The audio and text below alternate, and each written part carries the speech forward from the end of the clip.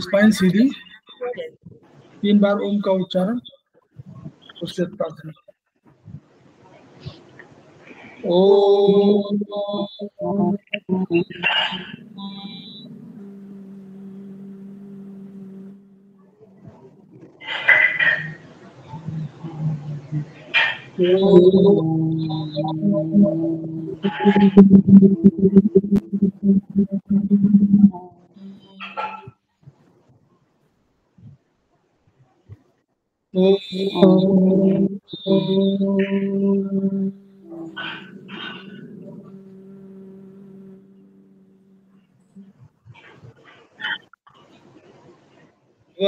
वह शक्ति हमें दो दयानिधि, कर्तव्य मार्ग पर डट जावे, पर सेवा पर उपकार में हम निज जीवन सफल बना जावे। वह शक्ति हमें दो दयानिधि, कर्तव्य मार्ग पर डट जावे, हम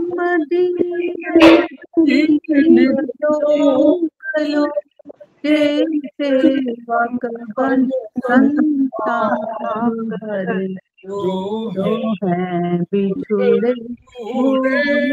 भटके, उनको खुद तर जावे। वह शक्ति हमें दो मार्ग पर डट जावे,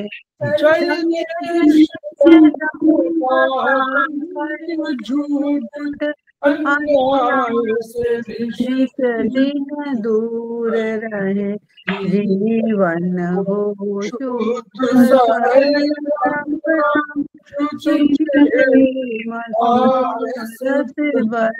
बरसावे। वह शक्ति हमें दो मार्ग पर डट जावे,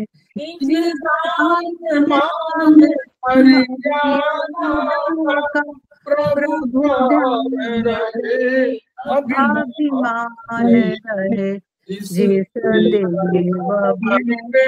जन्म लिया बलिदान उसी पर हो जावे।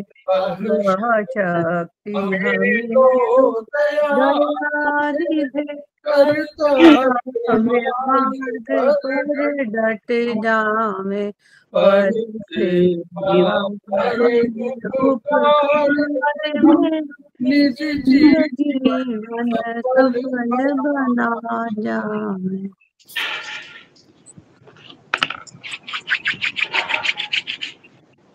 इनसे बोलिए कि अपना नहीं हो रहा।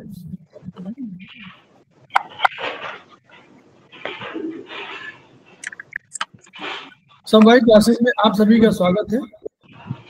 हमारे बीच में श्रीमती वर्षा श्रीवास्तव, उपाध्यक्ष समवायिक फाउंडेशन उपस्थित है, उनका स्वागत है।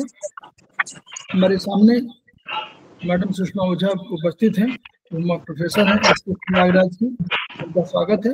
तो आपकी फैकल्टी भी इसके पहले भी उन्होंने क्लासेस लिए हुए हैं। हमारे बीच में शीता बासुकिया जी उपस्थित है, उनका स्वागत है। हमारे बीच में सुधा सिंह उपस्थित है, उनका स्वागत है। तो हम लोग समवायिक फाउंडेशन के सदस्य हैं और एक्यूप्रेशर शोध प्रशिक्षण उपचार संस्थान प्रयागराज से संबद्ध है। वहाँ के 3 मनुष्यों के हम ऋणी हैं। वे मनीषी हैं ब्रह्मलीन MP खेमका सर, दूसरे हैं JP अग्रवाल सर, और तीसरे हैं एपेक्स बॉडी के chairman Shri SS Saraf sir. इसके अतिरिक्त अन्य गुरुओं से भी हमने ज्ञान ग्रहण किया है, शिक्षा ग्रहण किया है, उनके प्रति भी हम कृतज्ञता ज्ञापित करते हैं। संस्थान का एक motto, each one reach one, each one treat one, each one teach one. उसी को आपके माध्यम से पूरे विश्व फैलाने के लिए हमारा प्रयास है और हमें विश्वास है कि आपके माध्यम से ये विधा जो अपेक्षा करते हम खर्चीली उसका लाभ समस्त पीड़ित मानवता को मिलेगा। इन्हीं शब्दों के साथ हम लोग शुरुआत कर रहे हैं। पुनः मैडम का स्वागत है। हमारे बीच में सरिता जैन जी उपस्थित हो गई हैं, उनका भी स्वागत है। हमारे बीच में नीतू जैन जी उपस्थित हैं, समवाय फाउंडेशन की प्रमोटर हैं, सेमेस्टर 4 की स्टूडेंट हैं, उनका स्वागत है। मैडम प्रणाम। मैडम सुधा सिंह मैडम बंद कर लीजिएगा, अपने म्यूट कर लीजिएगा। मैडम सुषमा ऊर्जा का आप स्वागत है। और मैडम आज जो है ट्रीटाइज 6 पर कंसेप्शन वेसल मेरिडियन से स्टार्ट करेंगी। तो ये सेमेस्टर 4 के लिए तो उपयोगी है ही है। ये अब ये स्पेशली हम लोग पहले पढ़ा चुके हैं, इस पर कोई बता चुके हैं कि ये मेरिडियन, ये जो 8 मेरिडियन है, ये मेरिडियन नहीं है बल्कि ये वेसल्स है। इनमें ऊर्जा का प्रवाह अधिक है और इसको कहीं ना कहीं आप लोग मानिएगा किसी न किसी रूप में कि चक्र सिस्टम की तरह है। और कंसेप्शन वेसल मेरिडियन स्पेशली जो है, जो उसका CV1 पार्ट है, वो वही है जहां से हम आयुर्वेद में हम नाड़ियों की बात करते हैं कि जो नाड़ियों का मूल, जो उसको कहा गया, जिसको कंद स्थान कहा गया है, कंद मूल, वहां CV1 है, इसलिए उसकी महत्ता बहुत अधिक है। तो मैं शेयर कर दे रहा हूं मैडम को। और मैडम आपका स्वागत है, आप शुरू करिए। धन्यवाद सर। तो आज हम लोग टेटाइज 6 में CV मेरिडियन को जानेंगे। सुनने में तो बहुत ये छोटा लग रहा है CV मेरिडियन, लेकिन ये इतना क्या बोलते हैं वास्ट है ये CV मेरिडियन। जैसे हमारे खेमका जी कहते थे कि जानने को तो हम असीम जानना है मुझे, हम लोग को, लेकिन हमने क्या जाना, बहुत थोड़ा ही जाना। पता लगा कि अभी अभी हम लोग कुछ जान रहे हैं और कुछ जानना बाकी है। मानव शरीर में बहने वाली हजारों ऊर्जा प्रवाहों में केवल 14 प्रवाह पथों की पहचान कर मनुष्य के शरीर में साधारण एवं घातक रोगों का उपचार किया जा सकता है। तो ये एक्स्ट्राऑर्डिनरी वेसल, मतलब ये बहुत ही नाम से ही जैसे होता है ना, अद्वितीय एक्स्ट्राऑर्डिनरी वेसल है। सिर्फ इसमें 8 बिंदुओं का ही चुनाव हुआ है, लेकिन इसमें कुछ हमारे जो 14 मेरिडियन है उसके कुछ ज़ीक्लिफ्ट पॉइंट्स को भी लिया गया है, कुछ ऐसे विशिष्ट बिंदुओं को लिए गए हैं इनके अलावा। तो आज हम लोग कंसेप्शन वेसल मेरिडियन के बारे में जानेंगे। चैप्टर 2।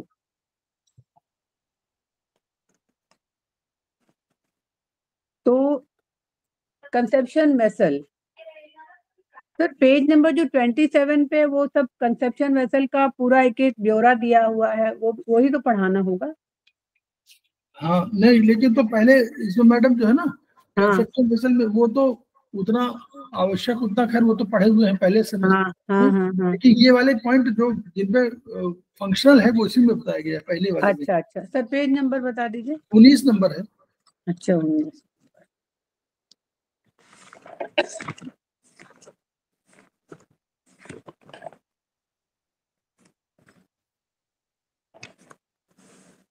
तो कंसेप्शन वेसल, और इसको अगर हम बात करें तो इसका नाम रेनमो भी दिया हुआ है।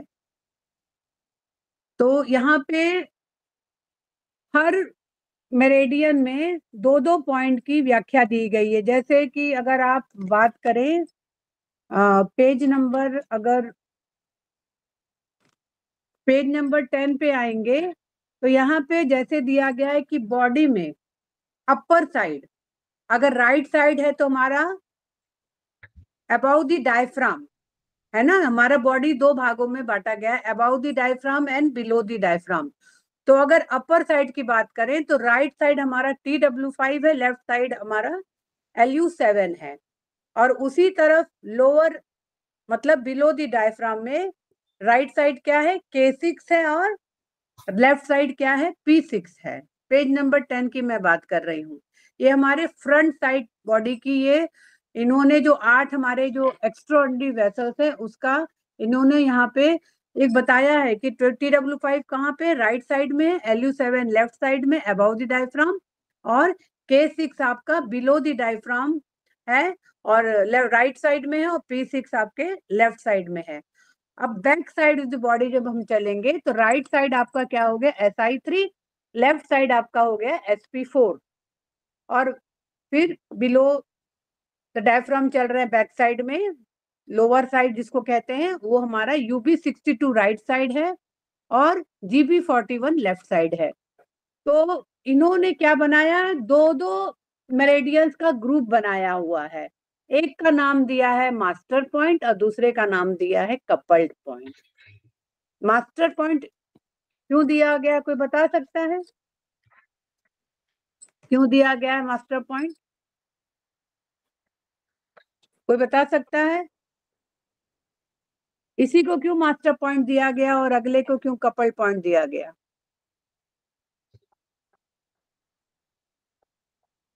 नहीं मालूम, चलिए। जैसे कि आपको पता होना चाहिए, लंग्स ये बहुत ही इंपॉर्टेंट ऑर्गन है। हार्ट तो है ही इंपॉर्टेंट ऑर्गन, लेकिन लंग्स हमारा बहुत इंपॉर्टेंट ऑर्गन है।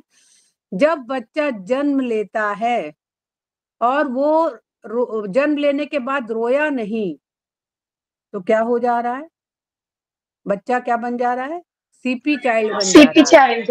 हाँ, सीपी यस चाइल्ड मैम। बन गया, समय से चल नहीं पा रहा है, समय से बोल नहीं पा रहा है, उसको बाथरूम जाना है या लेटरिन जाना है वो नहीं बता पा रहा है, खाने के लिए नहीं बता पा रहा है।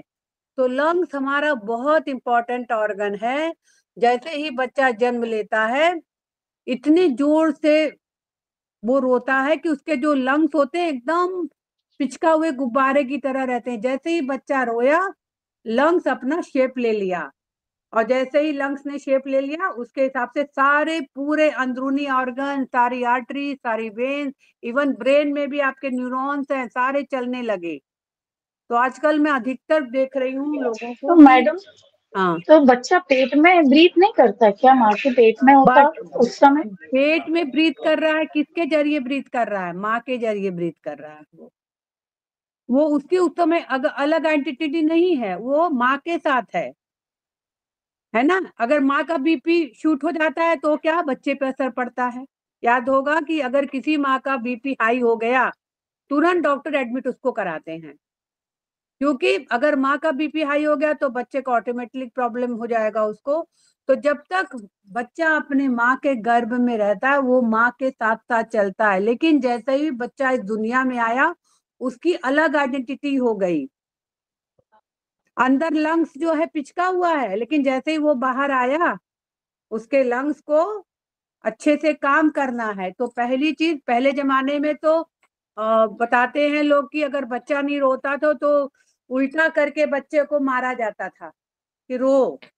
लेकिन उस समय ज्यादा बच्चे सीपी चाइल्ड नहीं होते थे, लेकिन आजकल इस युग में हम देख रहे हैं कि अगर माँ बाप नॉर्मल भी हैं फिर भी बच्चे अजीब से, मतलब क्या बोला जाए, ये कहते हैं पूर्व जन्म का पाप है अगले जन्म का पुण्य, ये तो मुझे पता नहीं।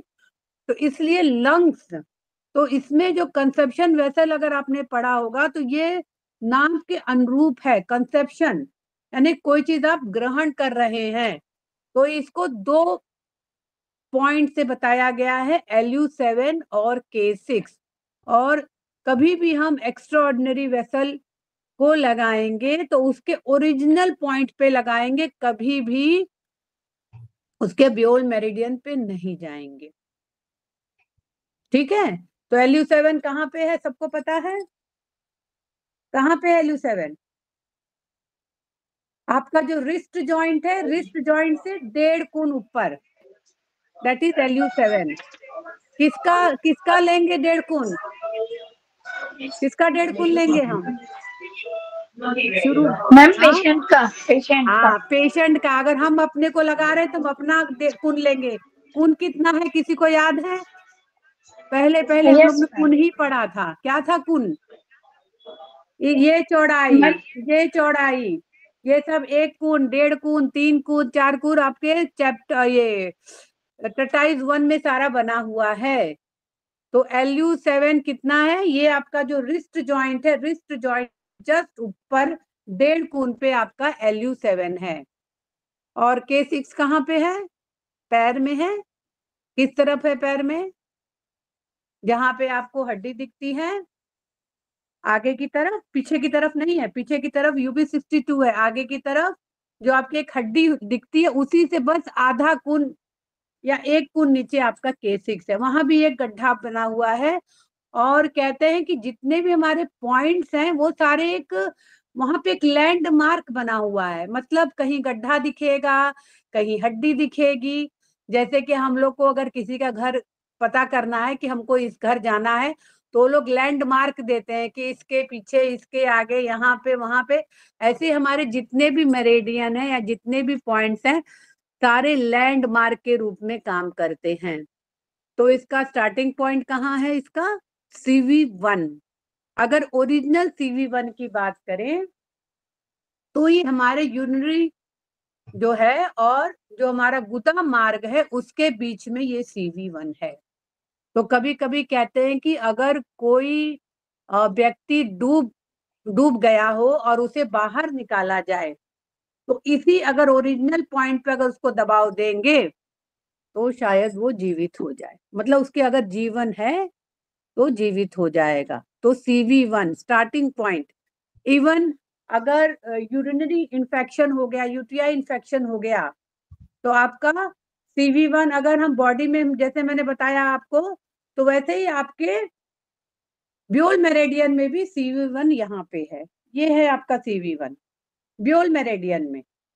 तो अगर UTI इन्फेक्शन हो गया तो आप इसी CV1 पे एक काला डॉट लगा दीजिए। UTI इन्फेक्शन हो गया है, या आप ऐसी जगह जा रहे हैं जहां पे आपको पब्लिक वॉशरूम यूज करना है, तो आप CV1 लगा के घर से ही जाइए, तो शायद UTI इन्फेक्शन न होगा। ठीक है। अब ये कंसेप्शन वेसल कहां से कहां तक जा रहा है? CV1 से पूरा CV24 तक। तो CV24 कहाँ खत्म हो रहा है? किसी को पता है? ये है आपका CV24। अगर बॉडी में बात करें तो ये आपका CV24 है। तो इसमें पूरे 24 पॉइंट्स हैं। और इसका लियो कनेक्टिंग पॉइंट क्या है? CV15। और जी क्लेफ्ट पॉइंट क्या है? ST30। क्या होता है लियो कनेक्टिंग पॉइंट? कोई बता सकता है? आप लोग ने बहुत टेटाइज पढ़ा होगा, टेटाइज 1, उसमें लियो कनेक्टिंग पॉइंट क्या बोला गया है?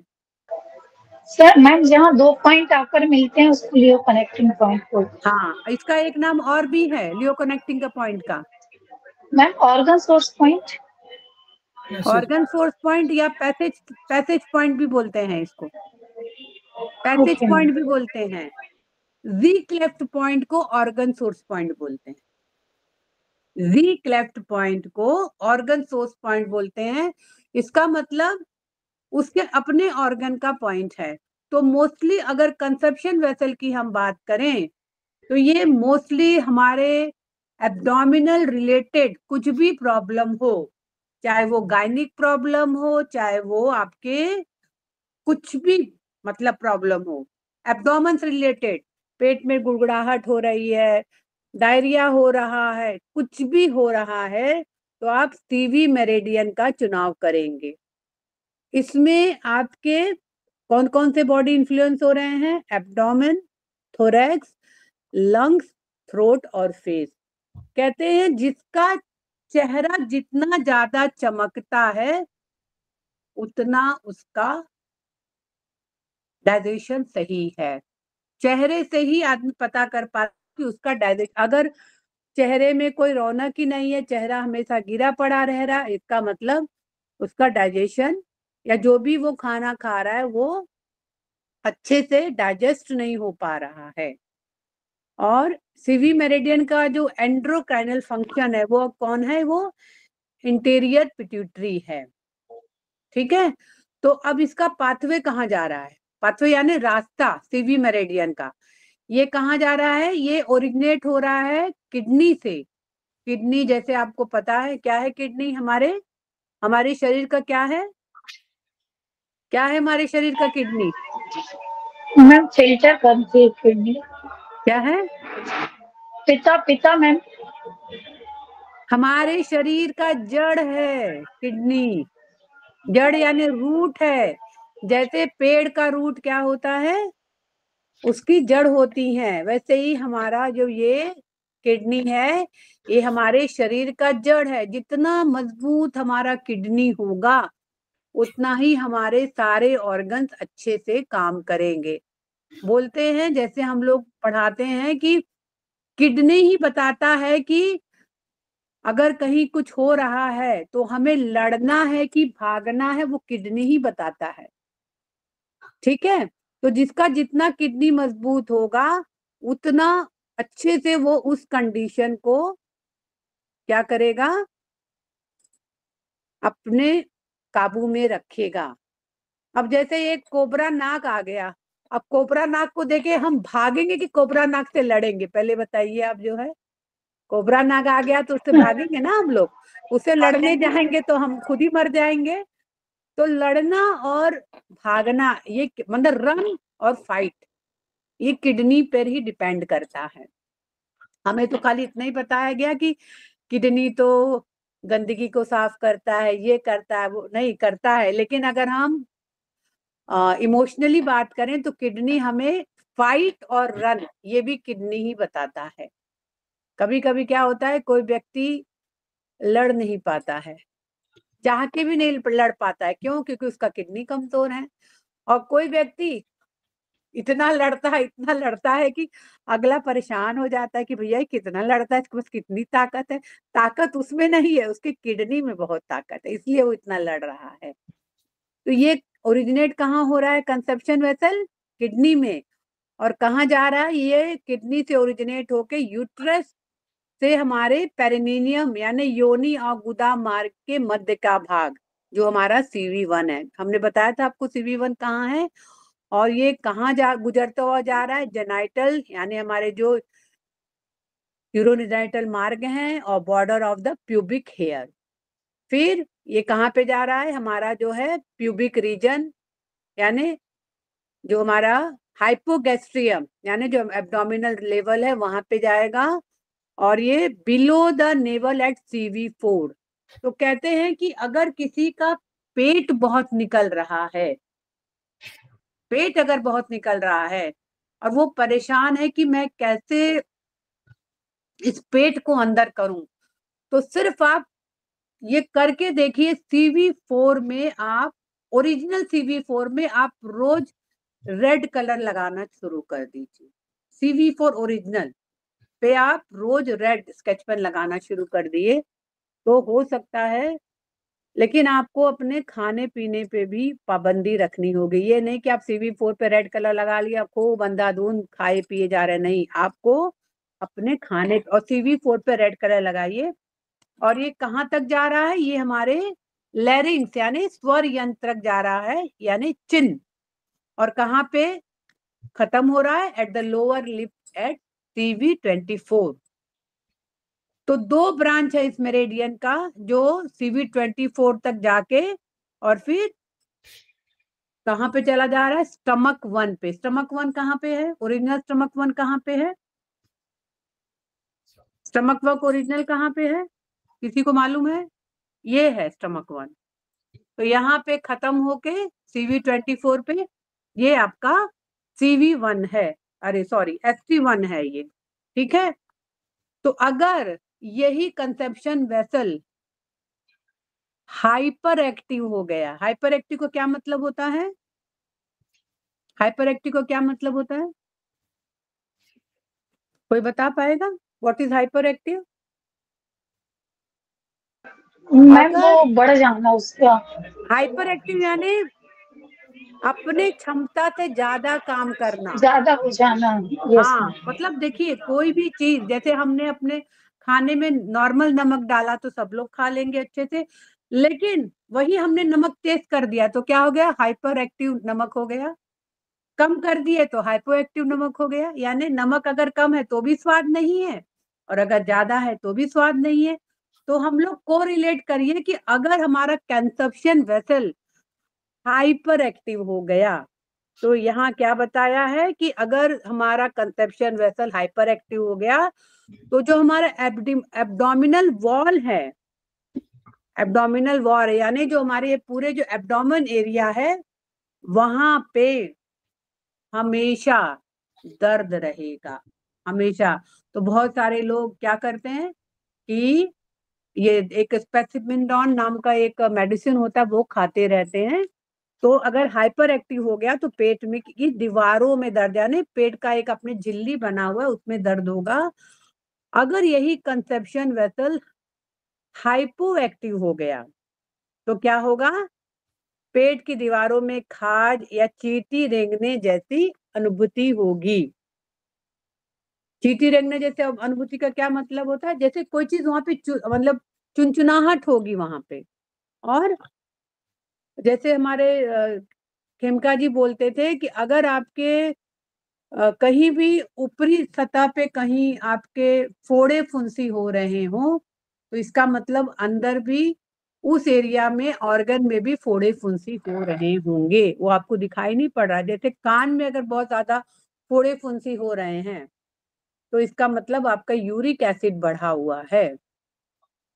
अब इसके फंक्शन और कंसप्शन वेसल के क्या कार्य हैं और हम इसको उपचार में क्यों महत्व दे रहे हैं, क्यों दे रहे हैं, क्योंकि ये जैसे कि नाम है इसका कंसेप्शन, तो ये फीमेल्स में मेंस्ट्रुएशन को कंट्रोल कर रहा है। कंसेप्शन, आजकल कंसेप्शन की भी बहुत प्रॉब्लम हो रही है।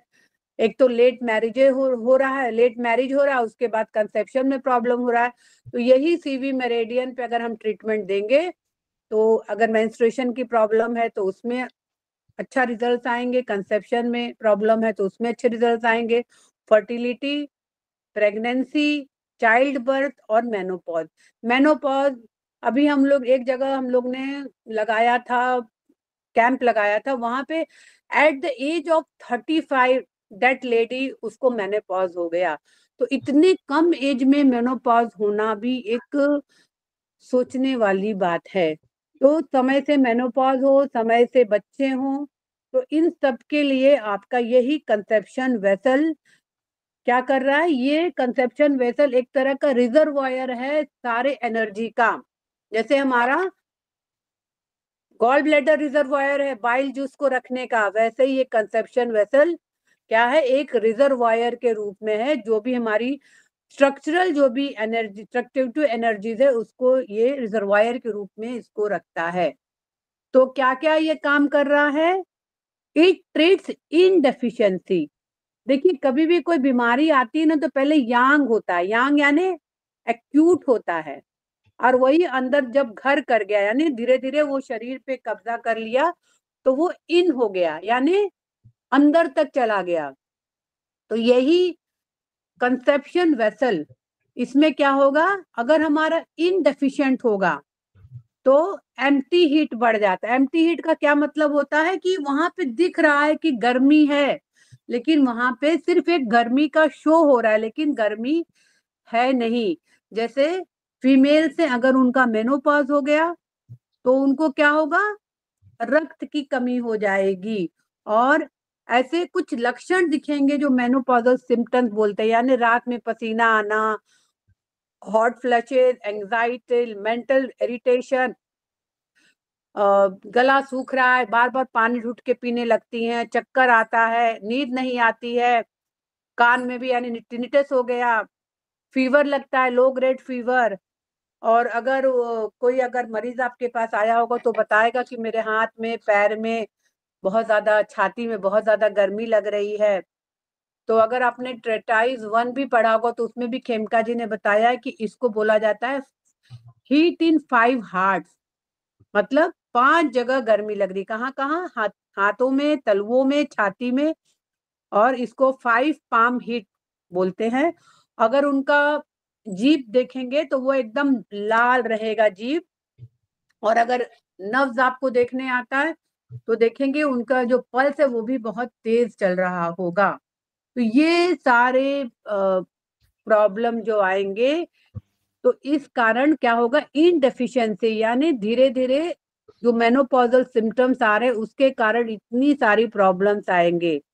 तो इसमें हम लोग क्या देते हैं, किडनी इनडेफिशिएंट हो जा रहा है, यानी जैसे मैंने बताया किडनी हमारा जड़ है। तो अगर किडनी डेफिशिएंट हो गया तो वहां पे क्या हो गई, एम्प्टी हीट बढ़ गई। एम्प्टी हीट का क्या मतलब है, हीट दिख रही है लेकिन है नहीं वो हीट। तो इसमें हम लोग क्या करते हैं, कंसेप्शन वेसल में हम LU7 राइट और K6 लेफ्ट देते हैं। अच्छा, इसमें भी अब पेज नंबर फिर बैक पेज में आइए, यहाँ पे भी दिया है कि for male the protocol is different and for female the protocol is different. Male में भी मेनोपॉजल सिम्टम्स तो नहीं आते लेकिन उनमें भी कुछ प्रॉब्लम आती है। तो अगर मेल को ये प्रॉब्लम है तो इनको देना पड़ेगा LU7 लेफ्ट और K6 राइट देना पड़ेगा। अगर फीमेल में है तो LU7 हम राइट साइड देंगे और K6 लेफ्ट साइड देंगे। तो इन्होंने एक क्या बोलते हैं आप, मुहावरे के रूप में दिया है कि अगर LU7 राइट और K6 लेफ्ट देंगे और CV4 लेफ्ट एंड राइट। तो अगर CV4 के बारे में आपको पता होना चाहिए कि ये बहुत ही अच्छा पॉइंट है। इवन अगर आपको कमजोरी भी लग रही है, नॉर्मल मतलब जैसे आप फीवर से उठे हैं या बहुत ज्यादा काम आपने कर लिया, तो आप CV4 और CV6 दोनों को अगर आप टोन करके रखें, कम से कम एक हफ्ता ये पॉइंट लगा लीजिए CV4 और CV6, ये बहुत ही अच्छा पॉइंट है फॉर क्या बोलते हैं कि एनर्जी पॉइंट है। CV मतलब CV6 को तो बोलते हैं ऊर्जा का सागर है, ये ऊर्जा का सागर है। अगर CV6 को आपने टोन कर दिया और CV4, इवन जिसको बार बार सर्दी जुकाम पकड़ रहा है, मौसम चेंज हो गया सर्दी जुकाम हो गया, कुछ भी हो रहा है तो सर्दी जुकाम हो गया, अगर अगल बगल कोई खांसी कर रहा है तो सर्दी जुकाम पकड़ लिया, तो सिर्फ खाली CV4 एंड CV6 अगर उसको टोन करके रखेंगे हफ्ते 10 दिन तो ये प्रॉब्लम लगभग कम होके खत्म हो जाएगी। तो यहाँ पे एक सर ने कविता के रूप में दिया है खेमका जी ने कि इन डिफिशिएंट होती है रजोवृत्ति काल में, यानी मेनोपॉज में, जो एम्प्टी हीट को हमारे बढ़ा देती है, गर्भाशय में बन जाती हैं गांठें, ऐसे में इन नियंत्रक है काम आती। तो मेनोपॉज होने के बाद मोस्टली लोगों मतलब ज्यादा करके फीमेल्स को फाइब्रॉइड हो जाता है, ओवरीज में भी फाइब्रॉइड हो जाता है, यूट्रस में भी फाइब्रॉइड हो जाता है। ये हमारा कंसेप्शन वेसल मेनोपॉज जिसको जल्दी हो रहा है, पुरुषों में भी शुक्राणुत्व हो रही है।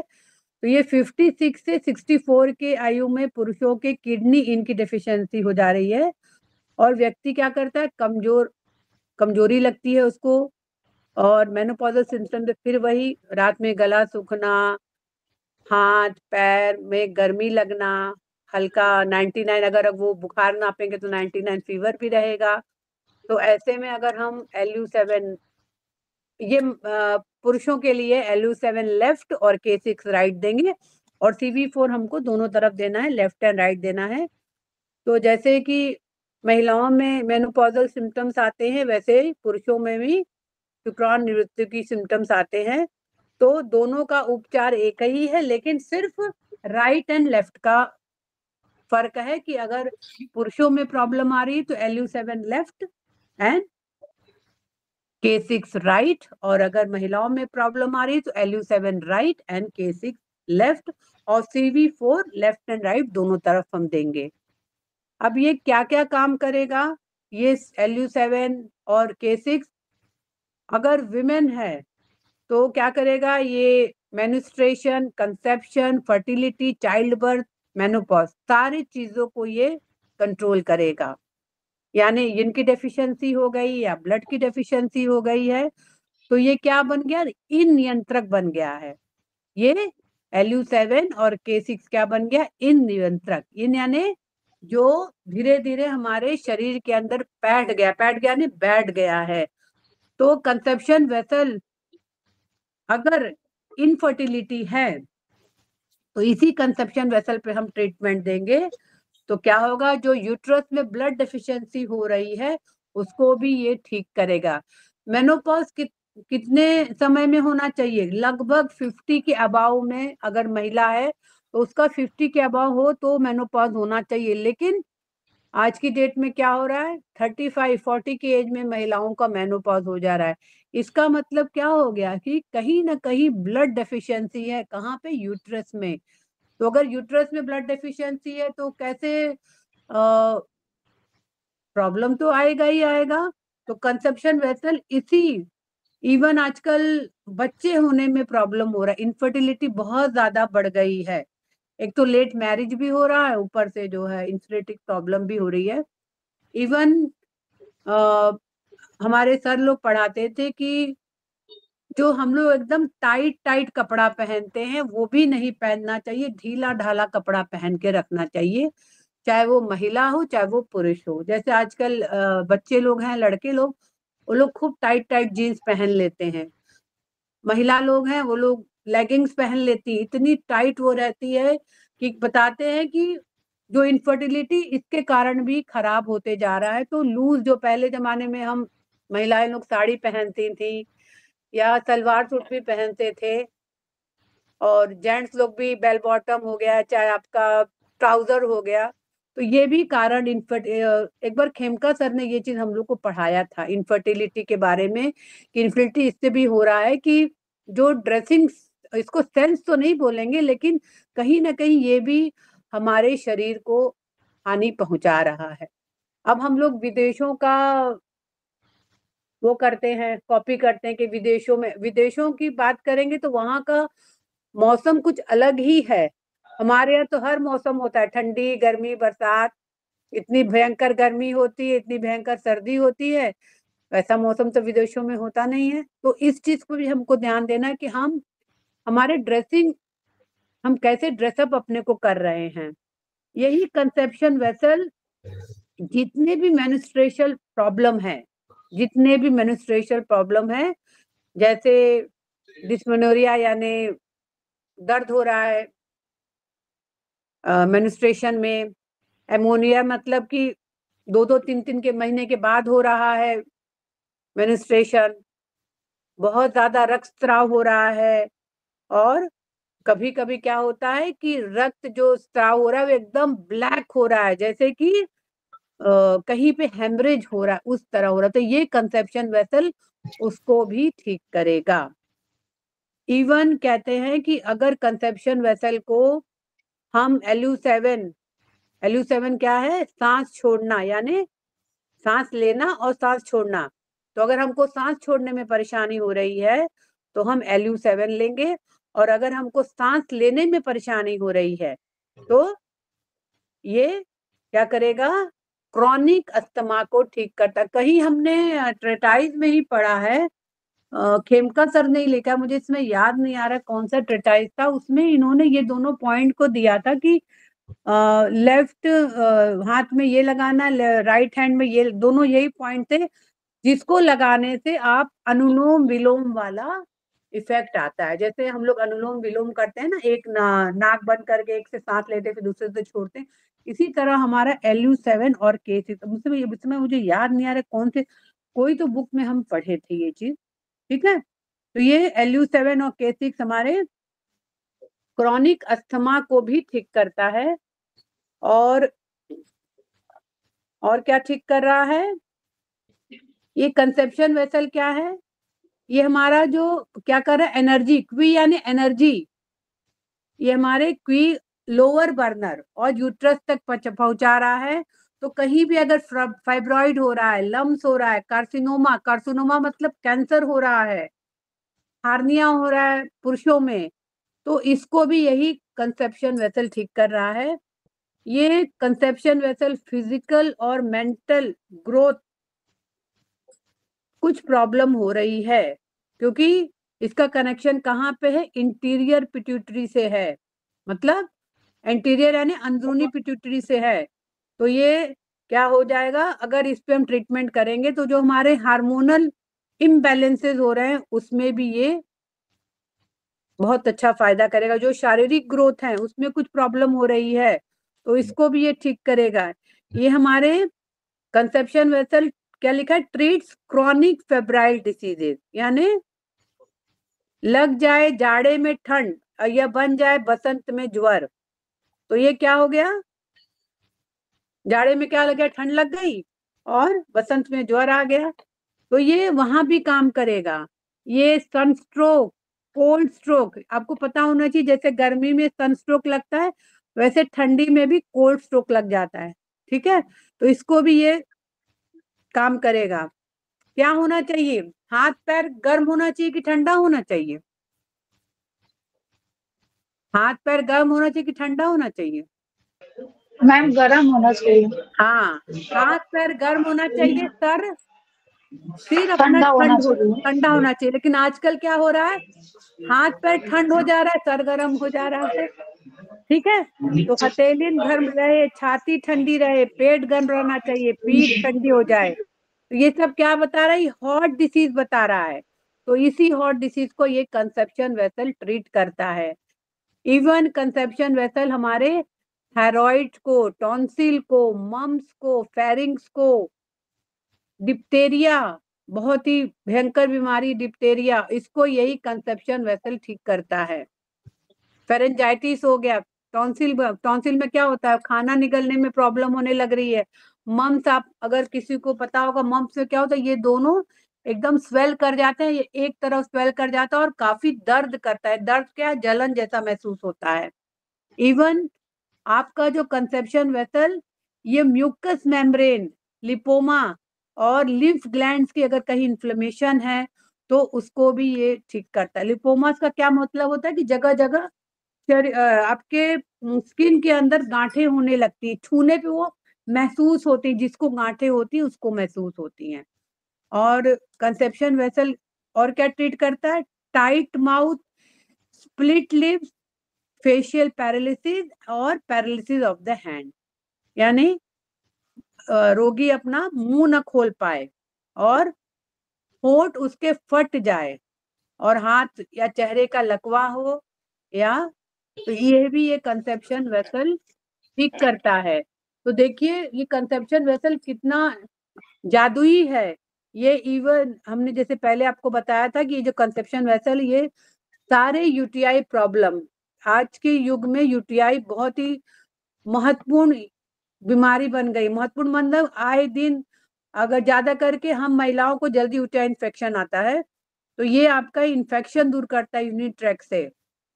और अगर इसी कंसेप्शन वेसल की बात करें तो ये हमारे रिब्स के बिटवीन पेन हो रहा है, स्कैपुला में पेन हो रहा है, साइड के नेवल में पेन हो रहा है, तो इसको भी ये कंसेप्शन वेसल ठीक करता है।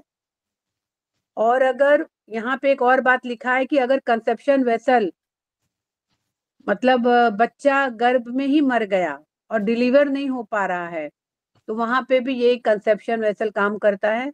तो ये क्या क्या काम करता है, लो ब्लड प्रेशर में, डायबिटीज में, टिनिटस में। तो अगर टिनिटस में एक प्रोटोकॉल लिखा हुआ है एल्यूस, मतलब लो ब्लड प्रेशर भी है, डायबिटीज भी है और टिनिटस भी हो रहा है, तो LU7, H9, gall bladder 2, P9 और LI1, ठीक है। कॉन्स्टिपेशन में, स्टूल में ब्लड आ रहा है, स्वोलन एनस है, वॉमिटिंग ब्लड है, पुअर मेमोरी है और इवन एपिलेप्सी है, तो इतने सारे चीज में यही कंसेप्शन वेसल काम कर रहा है। तो यहाँ पे दिया गया है LU7 का क्या लिखा है कि this point is situated 1.5 cun proximal to the wrist creases behind the styloid process of the radius, between the radius and the radial artery। तो अगर LU7 पे बात करें हम, तो देखिए इतने सारे प्रॉब्लम को ये ठीक कर रहा है। हाँ, चेहरे पे, आंखों में, हाथ पैरों में फोड़ा होना, फुंसी मुहासे होना, यूरिन में ब्लड आना, खांसी आना, कॉर्ड्स लाइक सिम्टम्स, मतलब रोगी का जो है लाश की तरह सामान बन जाता है, ठीक है। छाती में दर्द हो रहा है, शिवरिंग हो रहा है, डिप्टेरिया, एपिलेप्सी, नाक से खून आना, जल्दी कोई बातें भूल जा रहा है, गायनोलॉजिकल प्रॉब्लम हो रहा है, तो हाथ और पैर में दर्द हो रहा है, हेमरॉइड्स है यानी बवासीर है, एक तरफ का लकवा है, अपना मुंह नहीं खोल पा रहा है, स्तन में महिलाएं जो जिसको बच्चा हुआ है वो दूध नहीं हो पा रहा है तो भी LU7 काम करेगा। लगातार कोई हंस रहा है, अगर कोई लगातार हंसता रहे तो क्या उसको बोला जाएगा? क्या बोला जाएगा? पागल, है ना? तो लगा कभी कभी कोई व्यक्ति रहता है वो उसकी हंसी नहीं रुक पाती है, अगर उसकी हंसी नहीं रुक पा रही है तो LU7 आप दबा लीजिए, उसका हंसी रुक जाएगी। ठीक है। जीभ में प्रदाह हो जाए, यानी जीभ में प्रदाह का क्या मतलब हो गया? जीभ में प्रदाह का क्या मतलब हो गया? मैम जीभ जल जाए अगर? नहीं नहीं, दर्द होता है, जीभ में भी दर्द होता है। ठीक है। लिम्फ ग्लैंड से उसमें इन्फ्लेमेशन हो गया, और चर्बी की ट्यूमर यानी लिपोमास हो गया, यानी जगह जगह आपके पूरे बॉडी में अगर आप जिसको प्रॉब्लम होगी, अगर वो अपने हाथ में पैरों में ऐसे छुएगा तो उसको एक जैसे बोलते ना कि गोल गोल जैसे उठा हुआ, जैसे जैसे फेब्रॉइड तो नहीं कहेंगे लेकिन कुछ उठा हुआ उसको महसूस होगा। तो ये चीज सब प्रॉब्लम के लिए आपका क्या है? LU7। देखिए इतनी सारी प्रॉब्लम और लिखा हुआ है पेज नंबर 26 पे। मम्स में, फेरेंजाइटिस में, पेन इन पेनिस में, पेंटिंग यानी हफनी में, कभी कभी गले में खरखरी आने पे आवाज मोटी हो जाती है, जैसे रानी मुखर्जी की आवाज है, एकदम मोटी मोटी आवाज, उस तरह आवाज हो जाना। रेस्पिरेटरी सिस्टम का प्रॉब्लम है तो आपको LU7 लेना है। लोअर एब्डोमेन का प्रॉब्लम है तो LU7 लेना है। कंधे में जकड़न है, गले में खराश है, होंठ बहुत फट रहे हैं तो आपको LU7 लेना है। आपकी शॉर्टनेस ऑफ ब्रेथ यानी आप ठीक से सांस नहीं ले पा रहे हैं तो आपको LU7 लेना है। स्किन प्रॉब्लम, और कहीं कहीं चर्म की पपड़ी निकल रही है, उसमें भी आपको LU7 लेना। इची स्किन है यानी बहुत ज्यादा खुजलाहट हो रहा है, टॉन्सिल है, गाढ़ा गाढ़ा म्यूकस निकल रहा है नाक के अंदर से, थायरोडाइटिस है, और यूरिन मतलब यूरिन फील्स हॉट यानी आप यूरिन जा रहे हो लग रहा है कि ये बहुत ज्यादा गरम गरम यूरिन हो रहा है। वॉमिटिंग ब्लड, तो अगर इस चीज का प्रॉब्लम है, जो हमने क्या बताया तो CV जो मेरिडियन, ये सारे एब्डोमिनल रिलेटेड, सारे डाइजेस्टिव रिलेटेड प्रॉब्लम को ये ठीक करता है आपका CV मेरिडियन। तो आपको इसको नाम दिया है, एक एक्सनोडरी वेसल में इनका नाम दिया है कंसेप्शन वेसल और रेनमू, और इसमें 2 पॉइंट दिए गए हैं, एक है आपका LU7 और दूसरा है K6। LU7 को बताया गया है मास्टर पॉइंट, और कपल पॉइंट क्या है? K6 है। और इसमें वही मेल अगर है तो LU7 हम लेफ्ट में देंगे और राइट में K6 देंगे, अगर फीमेल है तो LU7 हम राइट साइड देंगे और K6 हम लेफ्ट साइड देंगे। और कोई क्वेश्चन पूछना हो?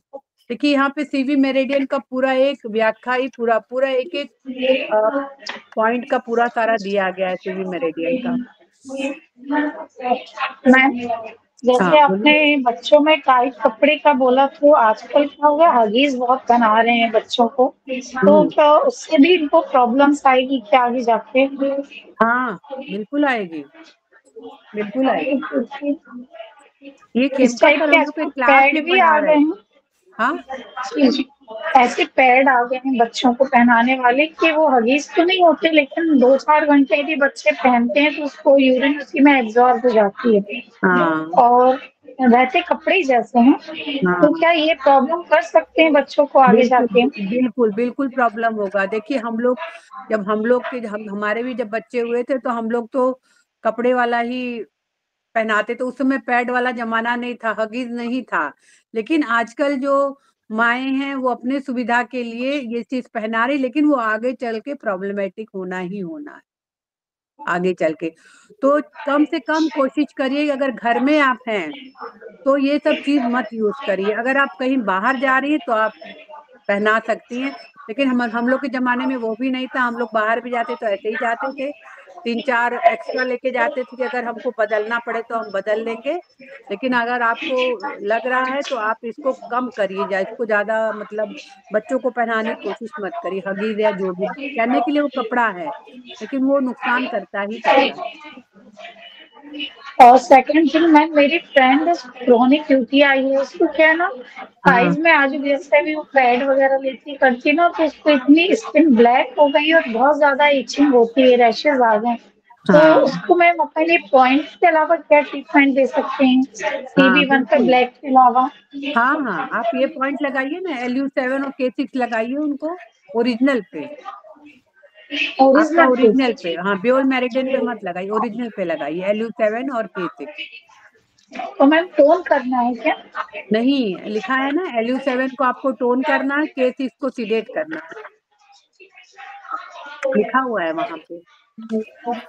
LU7 को टोन करना है, K6 को सीडेट करना है। और okay ma'am, thank you. CV1 में आपको मेथी लगा लेना है या स्टार मैग्नेट लगा लेना है, फीमेल, ठीक है। मैम क्लस्टर चलेगा मैम? नहीं, क्लस्टर तो बहुत बड़ा हो गया ना। स्टार मैग्नेट अच्छा, एक होता है, स्टार मैग्नेट, वो लगा दीजिए। तो मैम फीमेल है तो उसको अपन लेफ्ट राइट में देंगे ना? हाँ, लिखा है ना, फीमेल का ओके। राइट में LU7 और K6 लेफ्ट में देना, CV1 दोनों हाथों में देना। लगा के थैंक यू देखिए, बहुत मैम। फायदा करता है ये, बहुत मतलब बहुत अच्छा। ये जो EOV के पॉइंट्स बहुत अच्छे पॉइंट है ये, इन लेकिन यांग आपको ज्यादा करके ओरिजिनल पे देना होगा। इन यांग के ओके सिद्धांत मैम। दिया गया है, इन हाँ यांग के सर। सिद्धांत दिया गया है। और हाँ राइट जो है इन है, तो हाँ इसलिए जो है लेडीज में राइट में देते हैं, और चूंकि यांग है, लेफ्ट में यांग है, इसलिए मेल में लेफ्ट में लेफ्ट देते में हैं। देते ये हैं। कर सकते हैं। और इसका बैलेंसिंग बहुत बढ़िया है। एक पॉइंट देखिए, एक ऊपर, एक पॉइंट ऊपर और एक पॉइंट नीचे, नीचे देखिए पूरे बॉडी को बैलेंस कर दिया। डायगोनल हो गया पूरा वो, में एक पॉइंट ऊपर, दूसरा पॉइंट नीचे, और कोई डायगोनल हो गया वो, हाँ डायगोनल डायगोनल पूरा होगा पूरी बॉडी को बैलेंस कर रहा है। पूरा बहुत बॉडी। बैलेंसिंग ये ट्रीटाइज मतलब 6 में स्पेशली TCM का सबसे बढ़िया वो है। इतनी बैलेंसिंग शायद ही कहीं मिले। और खेमका सर ने जितने प्रोटोकॉल्स बनाए हैं वो सब बैलेंसिंग पॉइंट पर है। बैलेंस करना, एनर्जी को बैलेंस करना। वो लेफ्ट में सारा प्रेशर मत दीजिए, तो लेफ्ट राइट और ऊपर नीचे दोनों के बीच बैलेंस करके, इसीलिए सारे पॉइंट आप देखिए, कुछ पॉइंट नीचे होते हैं, कुछ पॉइंट ऊपर होते हैं, वो यही कंसेप्ट में होते हैं, बैलेंसिंग सिद्धांत, होम्योस्टेसिस, बैलेंसिंग, यही हमारा सिद्धांत।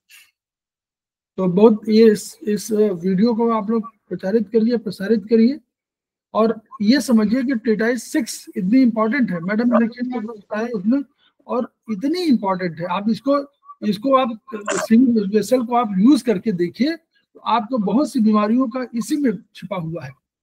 कहीं इन डिफिशियंसी का पॉइंट है तो आप समझ लीजिए कि पहले आप इसको लगा दीजिए, और इसको सबको बताइए कि ये पॉइंट 4 पॉइंट 5 पॉइंट है, बस 10 पॉइंट लगाने के लिए 4 पॉइंट लगाने हैं आपको, 1 2 3 4 कुल मिला के 4 पॉइंट है। 4 पॉइंट में आप उसके रिजल्ट देखिए, बहुत अच्छे रिजल्ट आते हैं और बहुत बढ़िया वो है। तो इसको आप प्रचारित करिए, प्रसारित करिए, और हम लोग तभी समझें कि हम लोग जो खेमका सर का सपना है, या हमारे जो संस्थान का सपना है कि each one reach one, each one teach one, each one treat one, ये सपना पूरा हो। इन्हीं शब्दों के साथ अभी हम लोग इसको विराम देते हैं, फिर हम लोग 5 मिनट बाद मिलते हैं। सर नमस्कार। नमस्कार। नमस्कार।